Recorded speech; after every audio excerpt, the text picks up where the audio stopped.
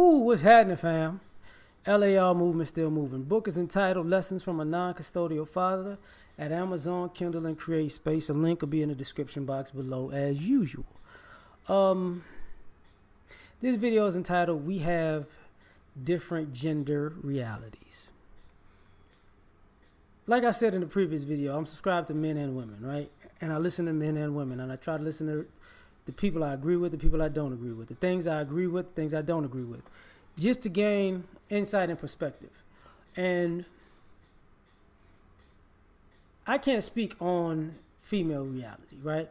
But some of the things I hear, because men have a different reality than women, it doesn't compute. And because we have two different realities, we can't find a common ground, because it looks, from a male point of view, that it's a one-sided agreement.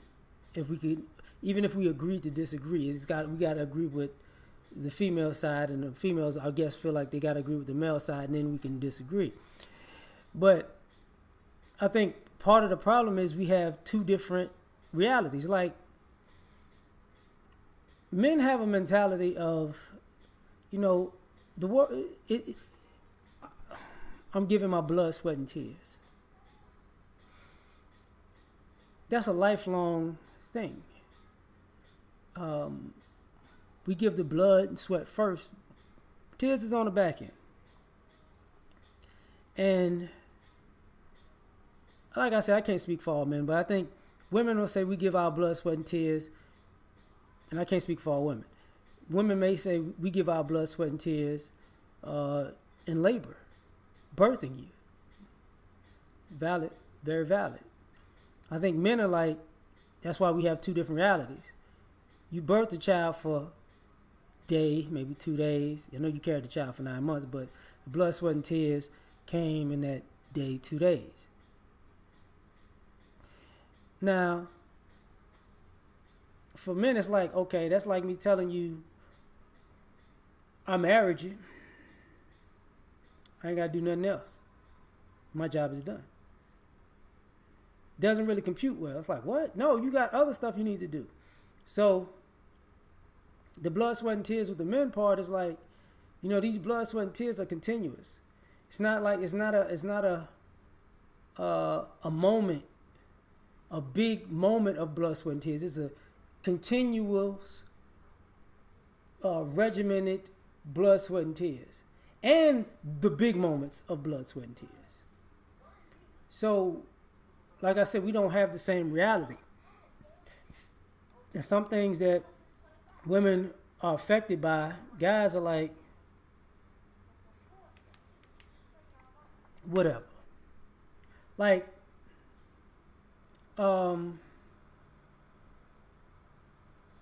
women wanting to be validated for their beauty. I think we get it. You want to know you're beautiful. But the problem is, it seems from our perspective, it's not, you want way more than that. That's just you're saying you want to be validated, but but in practical application, you want to be exalted. Beauty means I'm beautiful, so I ain't got to do nothing in life. Beauty means my time is worth more than your time because I'm beautiful. We don't see it that way, because we live in two different realities. Your time is money, and what that means is effort is money, and beauty is not an effort. Beauty is an effortless thing, for men. Women will say, "Well, I took all this time to get my hair done," and to the core, there's some guys who be like, "Listen, I got my hair cut. That's getting my hair done. I've been drinking water. My skin's clear. Okay, I took a bath today.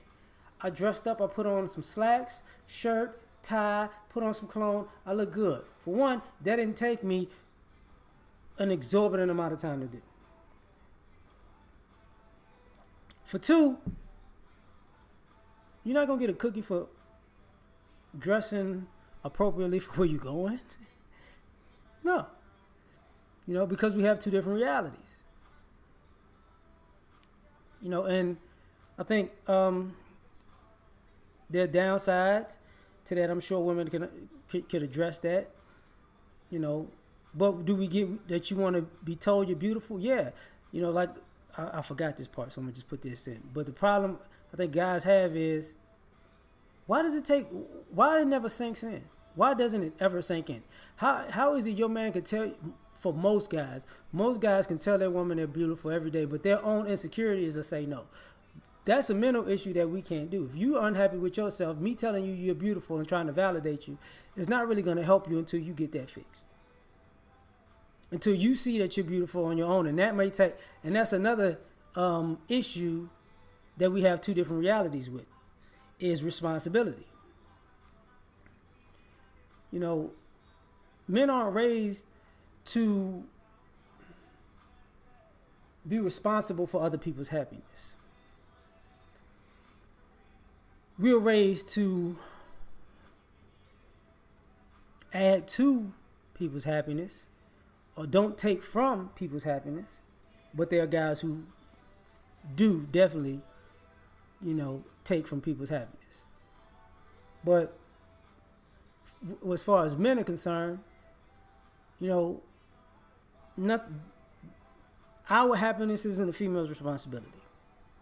Our happiness, our fulfillment in life is not a female's responsibility. There is the things that women seem to blame us for. We're looking as men like, how? Okay, so you don't like yourself, but that's my fault. Okay. You don't like the images that you see on TV, so that's my fault. Okay, solution. Stop watching that stuff you're watching. Simple solution, right? But no, I want to watch it and I want to feel worse and feel worse and feel worse. And it's your fault that this is on TV and I'll keep watching. No, because even if some of y'all don't remember this, I think it was the 90s, when New Jack City and the 5 Heartbeats came out. And people used that moment as a shift in Black America at the time, because people rushed to see New Jack City. People was like, the 5 Heartbeats. What was the better movie? Definitely the 5 Heartbeats. The 5 Heartbeats had a lot of classic stuff in it. Not to say New Jack City wasn't a good movie, but let's be real. What do people still watch today? The 5 Heartbeats of New Jack City. And if you, a grown man, still watching New Jack City, people gonna keep that in mind. Like this fool really want to be Nino Brown? Like, what? But the 5 Heartbeats was a dope story about life, the ups and downs, the trials and tribulations, and how people fall, got back up. You know what I'm saying? And it had all the goods and the bads in it, right? A heart is a house full of I've learned. Oh! That it don't take much to break up. Okay. But we don't get it. Like, we really don't get it. Like, because once you gravitate to the negativity, that's not my responsibility. Like if a guy, if you made your bed, you lay in it. That's what we understand. That's how we grew up. That's how we are socialized. That's how we learn. And so we're not. So if your homeboy does something out of pocket and he gets locked up for it, say, bro, that's on you. I'm not gonna cry for you because you did something that got you put in prison. I'm not. You did that. I might have been the one telling you, don't do that. That's gonna end bad. So we have a different reality. I think we're a little callous to women's feelings because women's feelings seem childish to us, because women have no problems raining on our parade or even pissing on our parade under the mantra that you're a man, you can take it. You're a man, you can take it. Just like when you was a kid and you made a puzzle or you set up some dominoes and one of your friends or family members came by and knocked over the dominoes and was like, hee. It might have took you an hour to set it up because you wanted to do it. It might have took you an hour to do the puzzle because you were piecing that all together. Somebody comes in, mess it up. Sometimes that's how we look at ladies. at our ladies. Like we put in all this work, all of this sweat equity, all of this blood equity, all of this tear equity, and you feel like you could just come along and mess it up, and your response is, "But you're a man, so what?" But then the minute somebody rains on your parade, the world needs to stop. So we look at it like we have two different realities. And, and it's different because we're different genders. We're socialized different. It has different roles. Racially, it's different because consequences between men and women is different. I bring this up.